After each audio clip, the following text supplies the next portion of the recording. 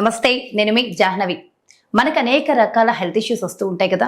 అయితే హెల్త్ ఇష్యూస్కి సంబంధించి డీటెయిల్డ్గా ఇన్ఫర్మేషన్ మనతో మాట్లాడడం కోసం మనతో ఉన్నారు Sarajas hospitals MD doctor G Venkateswarlu గారు. నమస్కారం డాక్టర్ గారు. నమస్తే అండి.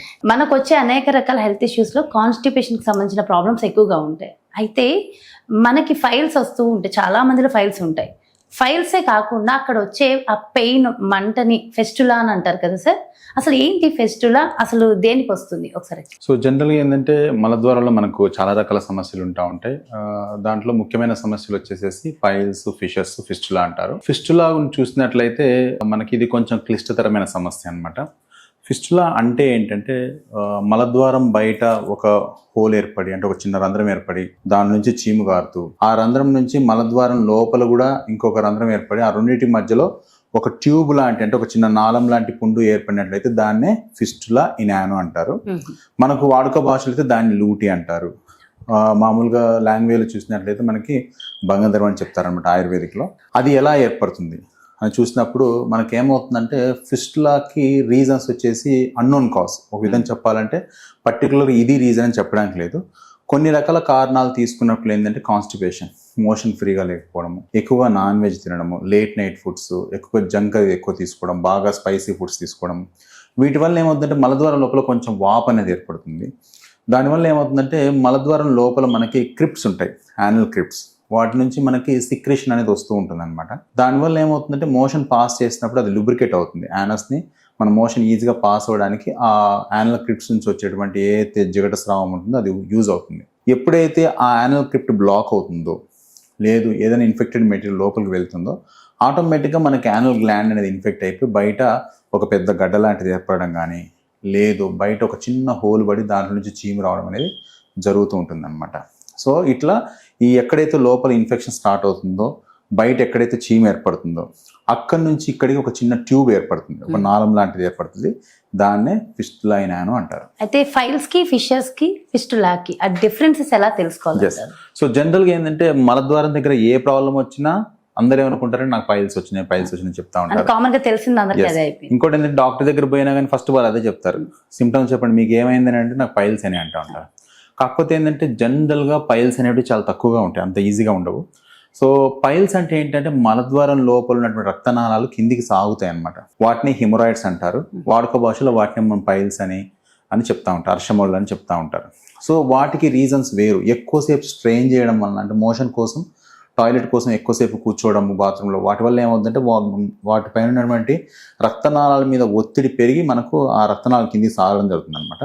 బట్ వాటిలో పెయిన్ అంటే ఏమి ఉండదు. ఎక్కువ శాతము చేతికి ఏదో తగలడము, లేదు మోషన్ వెళ్ళడం, బాగా బ్లీడింగ్ అవ్వడం అనేది పైల్స్లో లక్షణంగా చెప్తారు. ఫిషర్స్కి వచ్చేసరికి అలా ఉండదు. ఫిషర్స్ ఎట్లా ఉంటాయంటే మలద్వారం లోపల ఏర్పడేటువంటి సన్నని చీలుకనే ఫిషర్ అంటారు.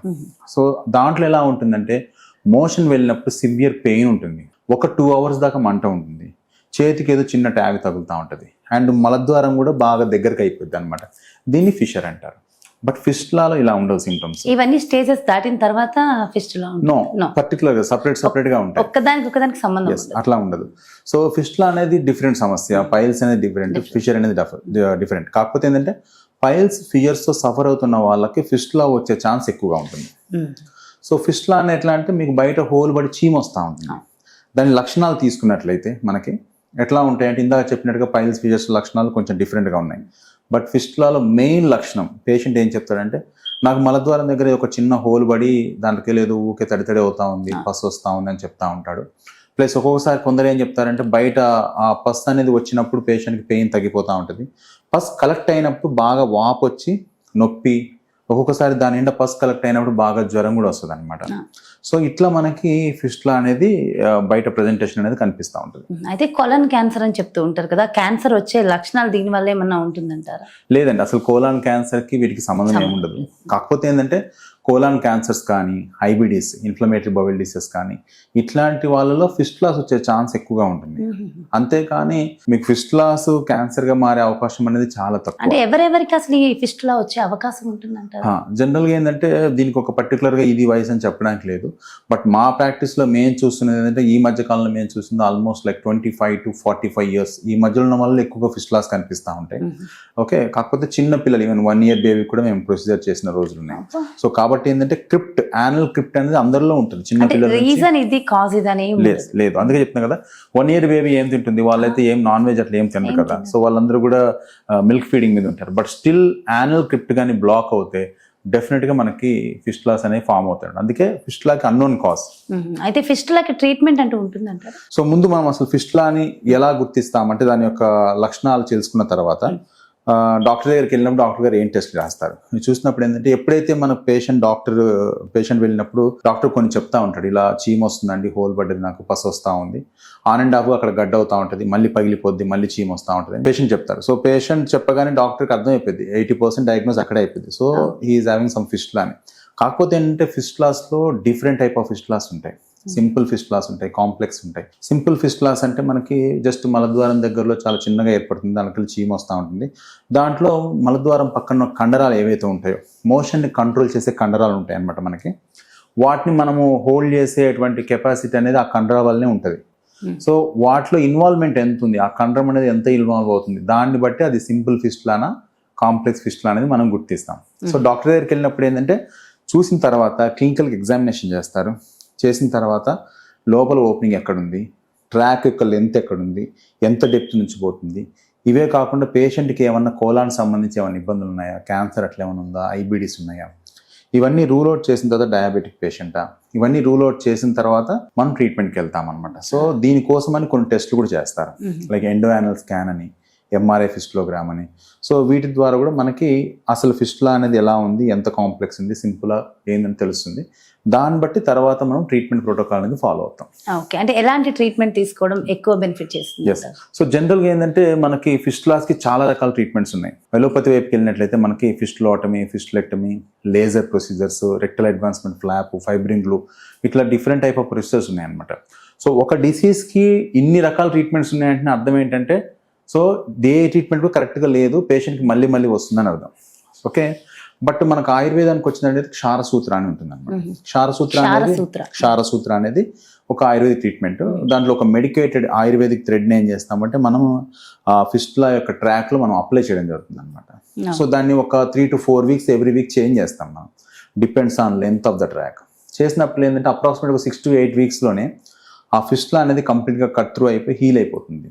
సో ఇక్కడ క్షారసూత్రనే ఎందుకు, మిగతా వాటిలో ఎందుకు మనకు ఫెయిల్యూర్ ఉంటుందంటే, ఫిస్టులోటమీ, ఫిస్టులెక్టమీ తీసుకున్నప్పుడు ఏమవుతుందంటే, ఈ ఫిస్టులా ట్రాక్ అనేది మలద్వారంలో పక్కన ఉన్నటువంటి కండరాలని క్రాస్ చేస్తూ లోపలికి వెళ్తుంది. సో ఇలా ఉన్నప్పుడు ఏమవుతుందంటే, మీరు ఏదైనా ప్రొసీజర్ చేయాల్సి వచ్చినప్పుడు కంపల్సరీగా ఆ కండరాలు కట్ చేస్తేనే మీరు లోపలికి వెళ్ళగలుగుతారు. అలా కట్ చేసినప్పుడు ఏమవుతుందంటే, పేషెంట్ మోషన్ ఎక్కువసేపు హోల్డ్ చేసుకోలేరు. తర్వాత గ్యాస్ కానీ మోషన్ కానీ వచ్చినప్పుడు ఏంటంటే వాళ్ళు ఎక్కువసేపు అసలు హోల్డ్ చేసుకోలేరు. అలాంటి పరిస్థితి వస్తుందని చెప్పి ఎలోపతి సర్జన్స్ కానీ ఎలోపతి వెబ్ ట్రీట్మెంట్స్ ఏవైతే ఉంటాయో వాటిని ఎట్లా అంటే కొంచెం వరకు తీసేయడం, కొంచెం లేజర్ చేయడం, ఓకే, సగం సగం చేసి వదిలిపెట్టడం జరుగుతుంది. దానివల్ల మళ్ళీ రికరెన్స్ అవుతూ ఉంటుంది అనమాట. బట్ క్షారసూత్ర అనేది అలా ఉండదు. ఈజీగా లోకల్ అనస్థిషియాలో అంతవరకే చిన్న మత్తి ఇచ్చేసేసి ఒక చిన్న థ్రెడ్ వేయడం జరుగుతుంది, క్షారసూత్ర అంటారు. సో దానికి ఒక 2-3 days రెగ్యులర్ డ్రెస్సింగ్ పిలుస్తాము. తర్వాత వీక్లీ వన్స్ ఒక 6 weeks 8 weeks అట్లా పేషెంట్ రెగ్యులర్గా ఫాలోఅప్కి వచ్చినట్లయితే 100% తగ్గిపోతుంది. ఇందాక చెప్పిన కాంప్లికేషన్స్ ఏముండవు, పేషెంట్ వాళ్ళ యాక్టివిటీస్ అన్ని చేసుకోవచ్చు.